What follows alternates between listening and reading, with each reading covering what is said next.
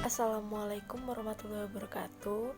Kami dari kelompok 1 di sini ingin mempresentasikan mengenai pengendalian patogen.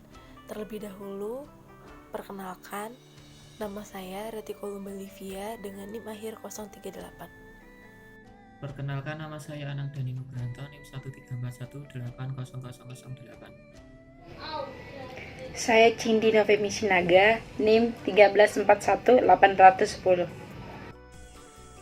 Nama saya Anissa Mempidi Astuti dengan NIM 134180023. Nama saya Alsa Skristiansa dengan NIM 134180025. Saya Anissa Nur Hasanah, NIM 1341830. Perkenalkan, nama saya Sabana Putra Sebayang, NIM 134180034. Yang pertama, tentang pengertian pengendalian penyakit. Pengendalian adalah suatu tindakan aktivitas yang bertujuan untuk mengurangi atau menekan terjadinya suatu kegagalan dalam kegiatan pengendalian tanaman. Mempunyai arti adalah suatu tindakan pada tanaman yang terserang penyakit atau yang mempengaruhi terhambatnya terjadinya proses pertumbuhan secara normal. Selanjutnya, pengendalian penyakit tanaman adalah salah satu aspek dari banyak hal yang perlu diperhatikan dalam mengusahakan sesuatu tanaman. Pengendalian penyakit tumbuhan pada prinsipnya memperhatikan segitiga penyakit, yaitu semua penyakit patogenik dihasilkan dari interaksi di antara inang, patogen, dan faktor lingkungan. Selanjutnya yaitu penyebab penyakit. Nah, tumbuhan adalah makhluk hidup yang dikelompokkan dalam satu kelompok tersendiri. Nah, salah satu ciri makhluk hidup yaitu mampu memenuhi kebutuhan nutrisi tubuhnya melalui asupan makanan, baik dengan membuat sendiri maupun mengambil dari lingkungan sekitarnya. Nah, di dalam slide ini terbagi menjadi dua macam, yaitu tumbuhan autotrof dan tumbuhan heterotrof. Nah, tumbuhan autotrof ini tumbuhan yang membutuhkan bahan makanan dari bahan organik, yaitu tumbuhan yang membuat makanannya sendiri. Untuk dapat membuat makanannya, tumbuhan autotrof memerlukan penyusun makanan. Tumbuhan autotrof ini berasal dari dua kata, yaitu auto dan tropein. Auto itu artinya sendiri dan tropein itu yang berarti makanan. Nah, contoh dari tumbuhan autotrof ini ada Gymnospermae, ada lumut atau Bryophyta, ada tumbuhan paku, ada beberapa jenis alga lainnya.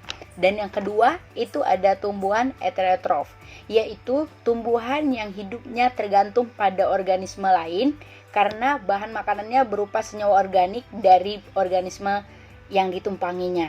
Nah, tumbuhan heterotrof ini berasal dari kata hetero yang artinya yang lain dan tropein yang berarti makanan. Nah, selanjutnya akan dijelaskan lebih lanjut mengenai tumbuhan heterotrof berikut ini. Nah, kemudian tumbuhan heterotrof dibagi menjadi dua, yaitu parasit dan saprofit. Parasit merupakan organisme yang hidup di dalam atau pada organisme hidup lain yang merupakan sebagian atau seluruh sumber makanannya. Kemudian saprofit adalah organisme yang hidup dari bahan organik mati atau media buatan. Saya akan menjelaskan tentang apa itu patogen. Nah, pertama itu patogen adalah organisme yang menyebabkan suatu penyakit pada tumbuhan atau inangnya. Nah, yang kedua itu patogen adalah mikroorganisme yang terdiri dari 5 kelompok, yaitu ada bakteri, ada virus, protozoa, sel algae, dan cendawan mikroskopis. Nah, yang ketiga itu patogen adalah agen biologis yang menyebabkan penyakit pada inangnya ini. Dengan sebutan lainnya adalah mikroorganisme parasit. Nah, ada cara patogen yang menyebabkan penyakit pada tumbuhan inangnya.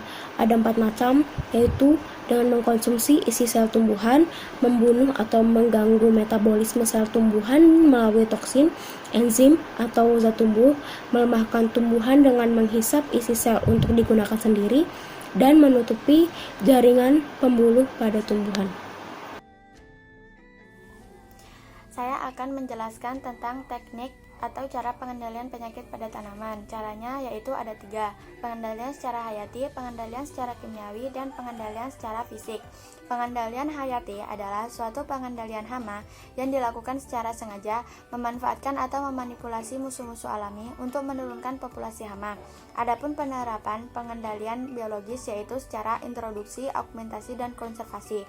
Pengendalian secara kimiawi merupakan pengendalian dengan menggunakan zat kimia. Pengendalian ini biasa dilakukan dengan cara penyemprotan zat kimia pada tanaman. Yang ketiga yaitu pengendalian secara fisik. Pengendalian secara fisik adalah tindakan pengendalian hama dengan menggunakan faktor fisik seperti menaikkan suhu dengan cara pembakaran, menurunkan suhu dengan cara penggenangan, solarisasi tanah, lampu perangkap, pengaturan cahaya, dan suara. Selanjutnya itu prinsip pengendalian patogen. Di sini ada 4 prinsip. Yang pertama itu penghindaran. Itu meliputi cara-cara untuk menghindari terjadinya infeksi patogen. Lalu ada pencegahan atau exclusion. Ini meliputi tindakan-tindakan yang ditujukan untuk mencegah masuknya patogen penyebab penyakit, vektor, dan tanaman sakit masuk ke daerah di mana tanaman itu diusahakan. Lalu ada pemusnahan patogen atau eradication. Ini meliputi tindakan yang mengeliminasi, menghancurkan atau menginaktifkan patogen penyebab penyakit setelah berada di suatu daerah, termasuk mencabut tanaman sakit, disinfeksi tanah, dan peralatan yang digunakan. Itu bisa fumigasi, solarisasi, dan disinfektan. Lalu perlindungan atau proteksi dilakukan dengan cara penyemprotan pestisida kimiawi, pestisida nabati, dan pemanfaatan agen hayati. Baiklah, yang selanjutnya adalah di sini saya akan membacakan kesimpulan dari presentasi yang telah kami sampaikan.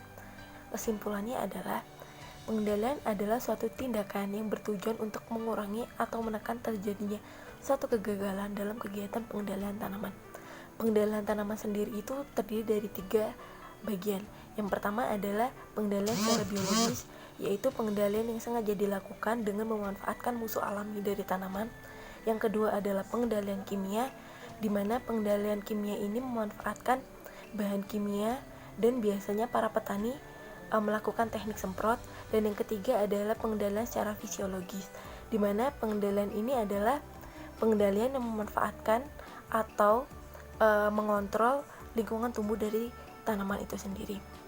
Yang selanjutnya, organisme yang menyebabkan penyakit itu disebut patogen. Patogen itu bisa menyebabkan penyakit pada tanaman karena patogen memiliki toksik. Nah, toksik ini mampu menyebabkan penyakit pada tanaman. Yang selanjutnya adalah prinsip. Dalam pengendalian patogen itu terdiri dari 4 prinsip, yaitu penghindaran, yang kedua adalah pencegahan, yang ketiga pemusnahan, dan yang keempat ada perlindungan tanaman.